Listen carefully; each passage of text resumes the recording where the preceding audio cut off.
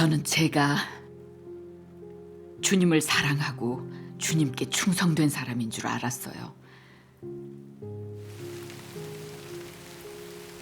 근데 주님을 믿으면서도 주님을 모르고 주님을 맞이하는 일에서 관념이 많아 교회를 봉쇄하고 형제 자매들이 알아보는 걸 막았어요. 전능하신 하나님을 대적했던 걸 생각하면 너무 후회돼요.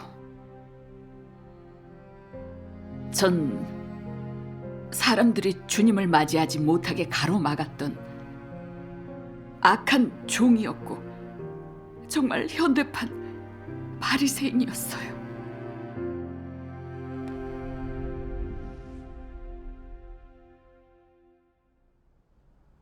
전 89년도에 예수님을 믿었어요. 성경을 보고 예배를 드리면서 천지를 창조하신 분이 하나님이시고 또 예수님이 이 인류를 사탄의 손아귀에서 구속하기 위해서 성육신해 십자가에 못 박히셨고 은혜와 평안을 주신 걸 알게 됐어요. 주님께 너무 감사했어요. 나중엔 저도 일하면서 복음을 전했는데 예배와 성경 봉독이 거의 제 삶의 전부가 됐죠. 그때 복음이 빨리 확장돼서 여러 지교회를 세우게 됐어요. 저는 교회의 리더가 됐고 2개 성의 사역을 맡게 됐죠. 나중에 일을 그만두고 교회 사역에만 전념했는데 하루하루가 알찬 느낌이었어요. 그러다 97년 이후로 설명하기 어려운 현상이 많이 일어났어요. 복음 전파도 안 되고 기도해도 병이 안 낫고 귀신도 나가지 않는 거예요. 무엇보다 설교하는데 고리타분하고 빛비춤이 없었어요. 동역자가 설교 뭐 할 거냐 할 때 전 안 되면 성경만 읽자고 했어요. 저도 그건 방법이 아닌 건 알죠. 성경이야 다들 혼자도 읽을 수 있는 거잖아요. 그때는 다들 영적 공급을 못 받으니 많이 연약해졌어요. 교회에 사람이 늘어나긴커녕 기존의 교인들도 떠나갔어요. 신앙을 버린 사람도 있고 세상에 돌아간 사역자도 있었죠. 교회가 그렇게 되는 걸 보고 많이 속상하셨겠어요. 그럼요. 사역자들과 자주 모여서 기도하고 금식도 하고 헌안에 목사님한테도 도움을 구했어요. 근데 뭘 해도 교회는 황폐해지기만 하고 변화가 없었어요. 정말 너무 속이 타서 발을 동동 구르고 밥맛도 없고 잠도 안 왔어요. 정말 이대로 가다간 그동안 그렇게 공들여 세운 교회가 무너질 것 같더라고요. 그럼 주님이 오실 때 뭘 내놓겠나 싶은 게 죄인이 된 것 같았어요. 그래서 다른 교회는 어떤지 살펴보기로 했어요. 네. 그래서 어디로 가셨어요? 그때 여러 지역을 가봤어요. 먼저 제일 명망이 높았던 오장로님한테 가봤어요. 근데 장로님 설교도 고리타분하더라고요. 그 후엔 장로님을 통해서 베이징의 원장로님을 만나게 됐는데 정말 유명한 장로님이셨어요. 그분이면 교회를 다시 부흥시킬 수 있을 것 같더라고요.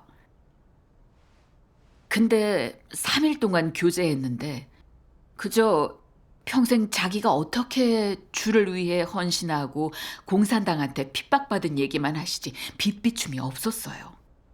정말 헛걸음한 것 같았어요.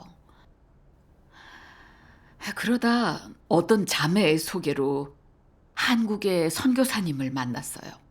처음엔 외국은 성경을 먼저 접했으니 좋은 말씀이 있을 거라고 생각돼서 조금은 희망을 가졌어요. 아, 그래서요? 역시 빛비춤이 없고 고리타분했어요. 그러니 너무 실망스러웠어요. 주님께 부르짖었죠. 주님, 어떻게 해야 합니까? 전 해볼 만큼 다 하고 찾아볼 만큼 찾았습니다. 정말 어찌할 수 없고 막막하기만 합니다. 절망적이셨군요. 그럼 언제 주의 재림 소식을 들으신 거예요? 아, 그때가 98년 말이요. 허난의 윗선 리더가 예배 모임을 열었었는데 동방번개란 교파에서 주님이 오셨다고 한다는 거예요. 듣고 놀랍기도 하고 기뻤어요. 계속 주님이 오시길 기다렸었는데 드디어 오셨구나 했죠. 근데 기쁨도 잠시. 그 리더가 그러는 거예요. 동방번개에선 주님이 오셔서 새 사역을 하시고 새 말씀을 하셨다고 하면서 이젠 성경도 보지 않고 또 주님이 여성의 몸으로 오셨다고 한대요. 그 말이 끝나니 다들 각자의 의견을 주장하기 시작했어요. 어떤 사람은 주님이 오셨다는데 어떻게 우리가 모를 수 있냐고, 게다가 어떻게 여성일 수 있냐며, 예수님은 남성이니 재림주도 남성이어야 한다는 거예요. 또 어떤 사람은 성경엔 주께서 오시면 새 말씀과 새 사역을 하신다는 내용이 없다고, 그러니 주님이 오셨다는 건 아닐 거라고 했죠. 네. 자매님은 어떠셨어요? 저도 그 말이 맞다고 봤어요. 저 역시도 주님이 돌아오셔서 새 사역을 하신다고 하고 여성으로 성육신 하셨다는 건 성경에 기록된 게 없다고 생각했었거든요. 그러니 하나님 사역이 아닐 거라고 믿었어요.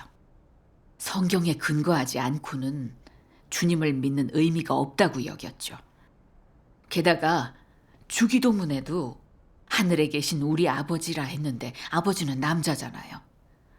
그러니 여성으로 오실 수 없다고 생각했어요. 근데 그때 마침 윗선 리더가 그러더라고요. 동방번개를 절대 믿으면 안 된다고. 그쪽의 주장은 성경에 어긋나니까 항상 깨어 있으라고. 미혹돼선 안 된댔어요. 이제부터는 무조건 견제하면서 3대 정책을 쓰라고 했어요. 안 듣기, 안 보기, 접대 안 하기. 우리 양을 못 훔쳐가게 하래요.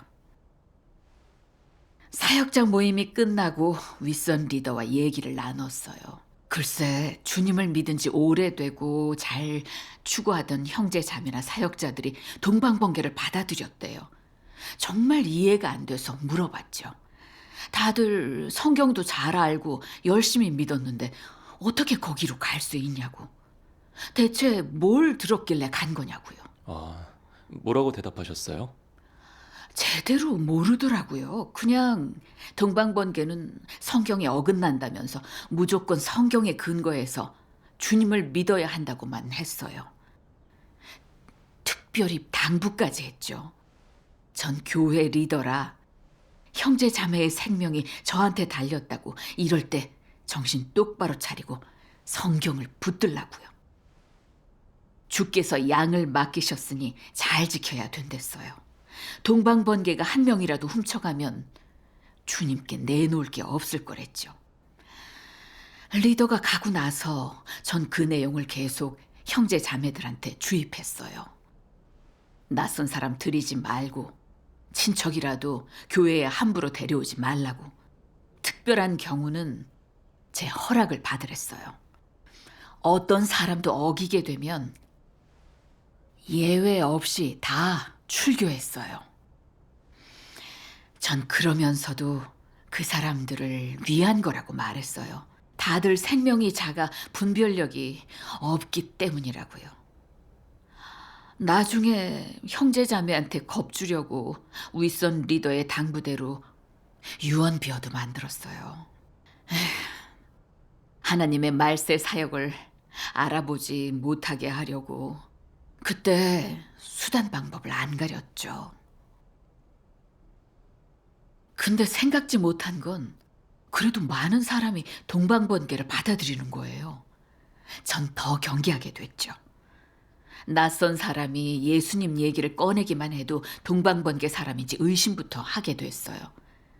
그땐 정말 너무 예민해서 보는 사람마다 동방번개 같더라고요.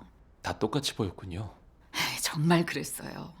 그러다 한 번은 한 사역자가 예배 모임에 갔다가 동방번개 사람을 만나서 말씀을 듣게 됐는데 너무 좋았었대요. 근데 듣다가 동방번개랑 접하는 사람은 출교시킨다던 제 말이 떠오르더래요. 겁이 나서 더 듣지 못하고 얼른 나와서 저한테 알린 거예요. 말씀이 좋아서 하루 종일 들었는데 출교당할까봐 믿지 못했대요. 그 말을 듣고 눈을 부릅뜨고 자매를 꾸짖었어요. 동방번개를 만나지 말라고 그렇게 말했는데 왜 말을 안 듣냐고. 예수님은 분명 남성인데 거기선 주님이 여성으로 오셨다 하니 그건 명백한 오류라고. 근데 하루 종일 듣다니 정말 출교되고 싶냐고 했어요. 자매가 해명을 했지만 전 가만히 있지 않았어요. 앞으로 거긴 제가 갈 거니까 더 이상 가지 말라고 했어요. 나중에 그 예배소에서 진짜 동방번개 사람을 만났어요. 아, 직접 보신 거예요? 저한테 말세 복음을 전해주더라고요. 전 바로 화를 내고 그랬죠. 동방번개 얘긴 꺼내지 말라고, 안 믿는다고. 주께서 여성의 몸으로 오셨다 하고 하나님이 새 사역을 하신다고 하는데 그건 성경에 안 맞고 참도일 리 없다고요. 처음엔 더 변론해 보려고 했는데 흔한의 목사님이 동방번개 사람은 나쁘다고 했던 게 생각나서 그냥 가려고 일어났죠. 근데 집주인 자매가 들어보라고 말리는 거예요. 그래서 자매한테 한 소리 했죠. 돌아간 후에 저는 사역자들한테 그 예배소 사람들이 동방번개로 간 것 같으니까 출교시키라고 했어요. 그렇게 쉽게 출교시킨 거예요?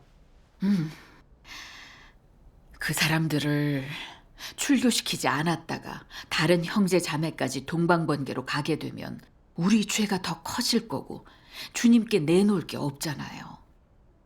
그러니 사역자들도 동의하더라고요. 그 후론 아무도 그 예배소를 안 갔어요. 출교될까 봐요? 그렇게 심하게 봉사했는데도 알아보려는 사람이 있었나요? 네, 그것도 한둘이 아니었어요. 그게 99년 3월 달이었어요. 주 안에서 알게 된 친구가 왔는데 글쎄 그쪽 교회는 뜨겁다는 거예요. 좀 의아했어요. 여긴 사람이 없을 정도로 황폐한데 그쪽은 좋다고 하니까 혹시 동방번개로 갔나 싶었죠. 확실하게 확인하려고 그 교회를 맡고 있던 신자매한테 연락을 해봤어요. 근데 어떤지 알아요? 자기네는 성경을 안 보고 계시록의 작은 책을 본다는 거예요. 그 순간 철렁하더라고요. 자매도 동방번개로 갔다는 게 확실했죠. 인성도 좋고 성경도 알고 신망이 좀 두터운 분이셨는데 동방번개로 갔으면 다른 사람도 따라갈 게 뻔했어요. 안 되죠. 보고만 있을 수 없어서 결단을 내렸어요. 다음 날 바로 기차 타고 그쪽으로 떠났어요. 신자매 만나러요? 가보니까 20명 넘게 벌써 신자매를 따라서 동방번개를 받아들였더라고요. 최선을 다해 자매를 설득했는데 제가 뭐라고 하든 자매는 아주 확고하더라고요. 또 동방번개 말씀이 성경에 부합한다면서 동방번개 분들을 불러다가 새 사역을 얘기해 주는 거예요. 아, 네. 두 번째로 복음을 접하신 거네요? 그래서 들어보셨어요? 귀에 들어오지 않았죠. 집에 오자마자 바로 신자매가 동방번개로 간 사실을 각 지교회에 알렸어요. 근데 글쎄 어떤 형제 자매들은 신자매처럼 믿음 좋은 사람도 믿는다고 오히려 동방번개에 반감을 갖지 않고 참도일 수도 있겠다는 생각을 했죠. 심지어는 몰래 동방번개 분들을 접대한 사람도 있었어요. 게다가 산둥지방의 어느 지교회는 100명 넘게 믿었다고 들었어요. 그중엔 열심히 추구했던 사역자들도 있었어요. 아, 그렇게 반대하는데 놀랍게도 더 부흥이 된 거네요. 정말 놀라웠죠. 음, 동방번개가 점점 더 부흥되는 걸 보고 정말 이해가 안 됐어요. 갈수록 더 많이 동방번개를 받아들이고 성경을 좀 알고 신실한 믿음을 가진 사역자들까지 가는 거예요. 사실 형제 자매나 사역자들이 묻더라고요.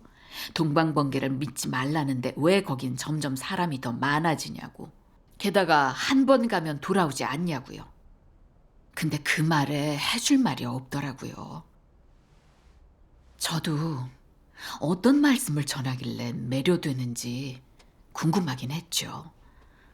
정말 재림 주신가 싶기도 했고요. 그럼 어떤 말씀을 전하는지 들어볼 생각은 없으셨어요? 있었죠. 근데 주님은 여성으로 오실 리가 없고 성경을 안 본다는 건 잘못된 거라 여겼죠. 그 교회가 부흥되는 것도 그저 잠시적일 거라고 생각했어요. 그래서 전 형제 자매들도 알아보지 못하게 했죠. 그 뒤론 교회를 더 엄하게 관리했어요. 동방번개 사람은 일절 접촉하지 못하게 했죠. 근데 뜻밖의 일이 생긴 거예요. 그해 7월 달부터 제 온몸이 붓더라고요. 심할 땐 앉았다 일어서지도 못했어요. 다들 저를 위해 금식 기도를 해줘도 안 나았고요. 아, 무슨 병이었는데요? 의사 말로는 자궁에 계란만한 용종이 생겼다고 했어요. 그때 전 너무 놀랐고 눈물을 참고 집에 왔죠. 교회 상황을 생각하면 형제 자매들이 갈급해하고 연약해진 데다 저까지 그런 큰 병에 걸리니까 정말 너무 괴롭더라고요. 그래서 반성해 봤어요. 사실 전 동방번개에서 전하는 말씀이 뭔지도 몰랐어요. 근데 일단 동방번개라 하면 무조건 반대하고 나섰는데 내가 좀 경솔했나 싶더라고요. 성경 구절도 생각났어요. 손님 대접하기를 잊지 말라. 이로써 부지 중에 천사들을 대접한 이들이 있었느니라. 근데 전 여태까지 교회를 봉쇄하고 동방번개는 일절 거부했거든요. 주님이 오셨다고 해도 전 무조건 접촉하지도 듣지도 않고 형제자매들도 듣지 못하게 했어요. 사실 그건 이미 성경에 어긋난 처사잖아요. 저한테 그런 큰 병이 생기니까 주님의 징계인가 싶더라고요. 그 병이 반성하게 된 계기네요. 그렇게 반성해 봤지만 뭐가 문제인지 모르겠더라고요. 몸이 많이 아프니까 저도 동방번개를 막을 마음도 없고 기력도 없었어요. 한동안은 정말 하나님과 멀어진 것 같은 게 너무 외로웠어요. 울면서 주님께 기도했죠. 주님, 전 지금 너무 연약해요. 정말 절 버리신 건가요? 주님, 어떻게 해야 당신이 함께 하시던 때로 돌아갈 수 있을까요? 주님, 어디 계십니까? 제게 와주셔서 절 구해주세요.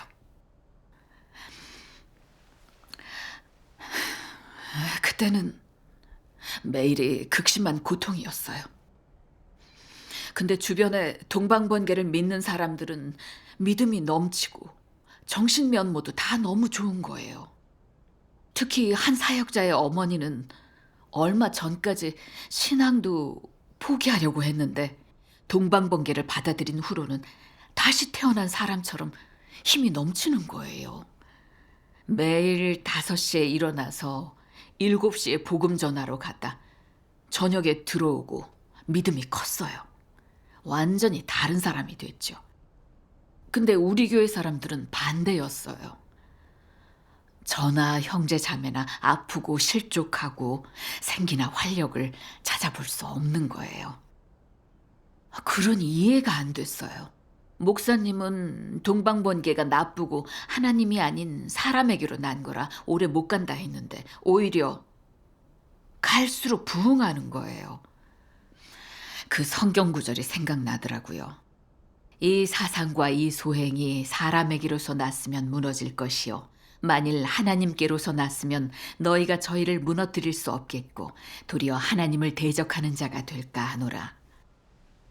동방번개에 성령의 역사가 없다면 사람의 힘으로 그렇게 믿음 넘치고 부흥할 수 없잖아요. 하나님께로 난 게 아닐까 싶었죠. 그런 거라면 전 그동안 하나님을 대적한 게 되잖아요. 두려우셨겠어요. 그때 또 사역자 중에 많이 갈급하다면서 해갈이 필요하다고 했어요. 그러니까 마음이 더 괴로운 거예요. 그동안 믿음 생활하면서 나름 잘 믿었다고 생각했는데 형제 자매를 이끌고 나갈 길이 전혀 보이질 않았어요. 주님을 뵐 면목이 없었죠. 가끔은 먼저 동방번개 사람들을 찾아서 말씀을 한번 들어보고 싶었어요. 그 힘이 어디서 나는지 알고 싶었거든요.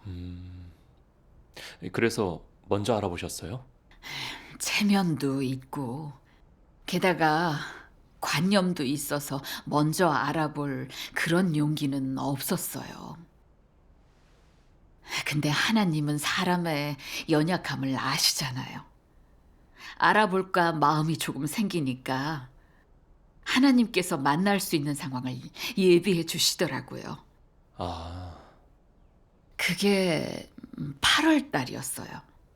수 자매가 두 형제를 모시고 저희 집에 온 거예요. 반갑게 맞이했죠.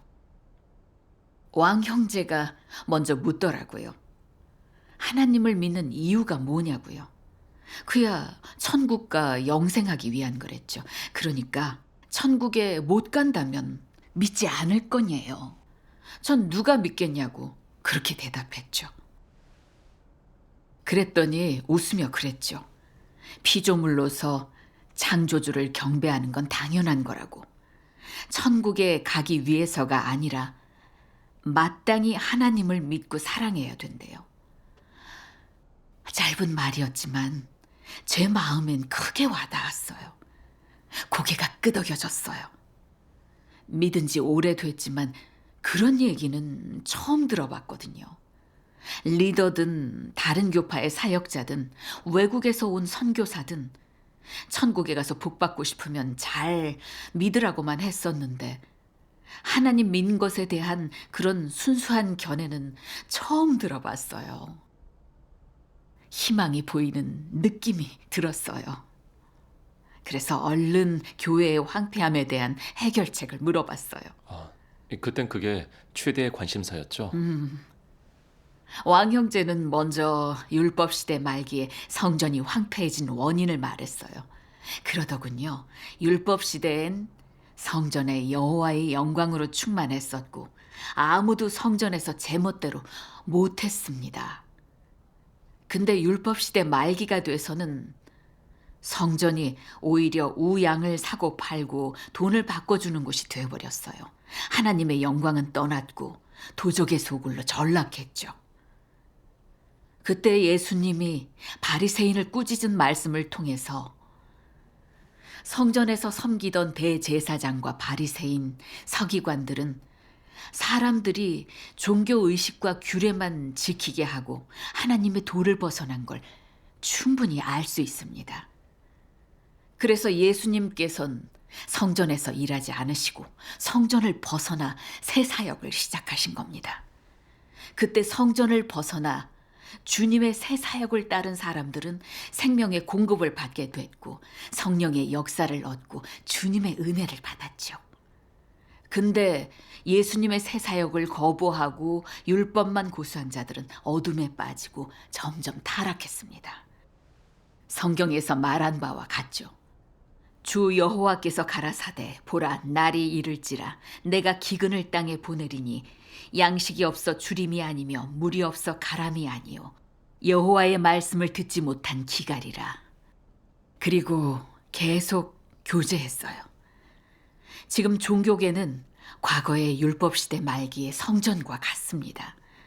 아주 황폐하고 캄캄하고 불법이 크게 성한 상태죠. 성도들의 믿음과 사랑이 왜 식겠습니까? 지도자가 주님의 말씀대로 행하지 않기 때문이고 하나님의 사역이 앞으로 나아가 성령의 역사가 옮겨졌기 때문이죠. 그래서 주님의 새 사역을 찾아야 활로가 생깁니다.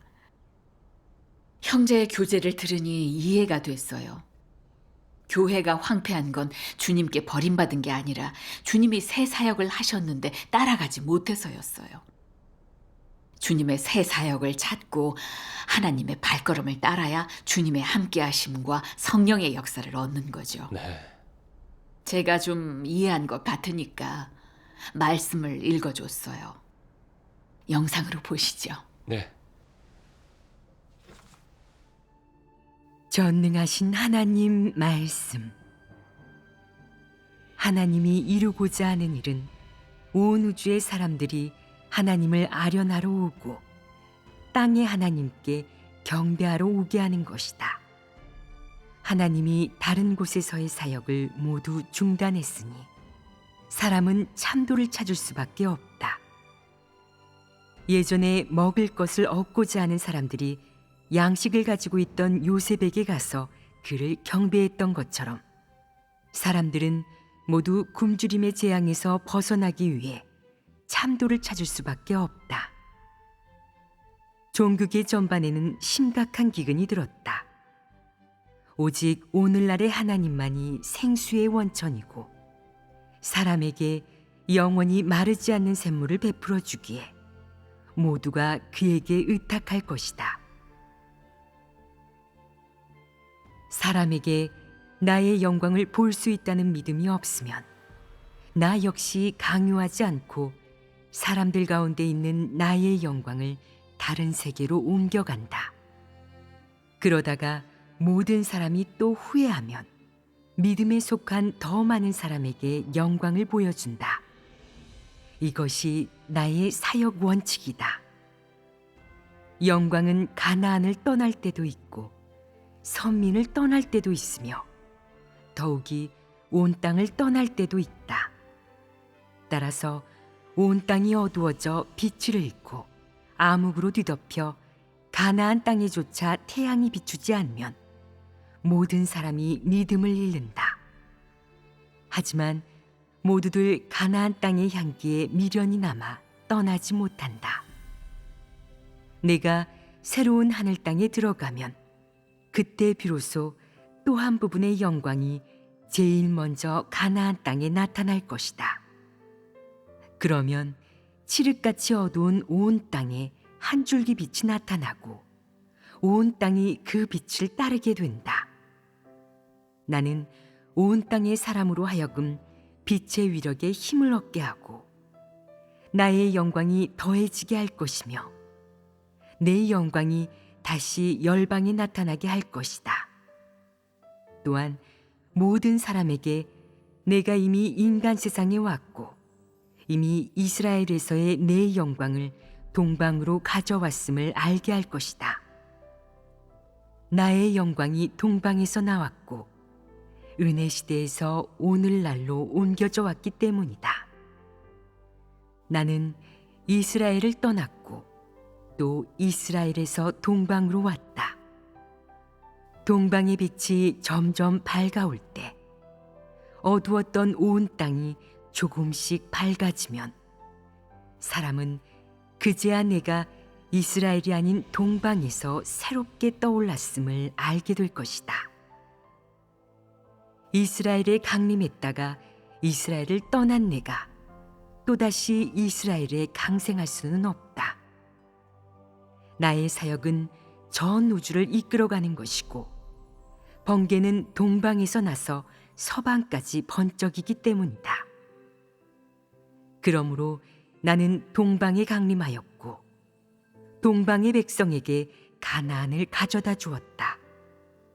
나는 온 땅의 백성을 가나안 땅으로 인도할 것이며 그것을 위해 가나안 땅에서 계속 음성을 발하여 전 우주를 통치할 것이다. 이때 가나안을 제외한 온 땅은 광명이 없고 사람은 모두 굶주림과 추위에 위협받을 것이다. 나는 이스라엘의 영광을 주었다가 거두어 갔다. 또 이스라엘 백성과 모든 사람을 동방으로 데려왔으며 모두에게 빛을 주어 다시 빛을 만나고 빛과 사귀고 더 이상 빛을 찾아다니지 않도록 했다. 나는 찾고 구하는 모든 사람에게 다시 빛을 보게 하고 이스라엘에서의 내 영광을 보게 할 것이다. 또 내가 일찍이 흰구름을 타고 사람들 가운데 왔음을 보게 하고 뭉게뭉게 떠 있는 흰구름과 주렁주렁 달려 있는 열매를 보게 할 것이며 나아가 이스라엘의 여호와 하나님과 유대인의 선생과 사람이 간절히 바라왔던 메시아를 보게 하고 역대 왕들에게 핍박받았던 나의 전모도 보게 할 것이다. 나는 전 우주의 사역을 행하고 대대적인 공사를 통해 나의 모든 영광과 모든 행사를 말세의 사람에게 보여줄 것이다. 또 내 모든 영광의 얼굴을 나를 오랫동안 기다려온 사람들, 내가 흰구름 타고 오기만을 갈망하는 사람들에게 보여주고 내가 다시 나타나기를 간절히 바라고 있는 이스라엘과 나를 핍박하고 있는 전 인류에게 보여줄 것이다.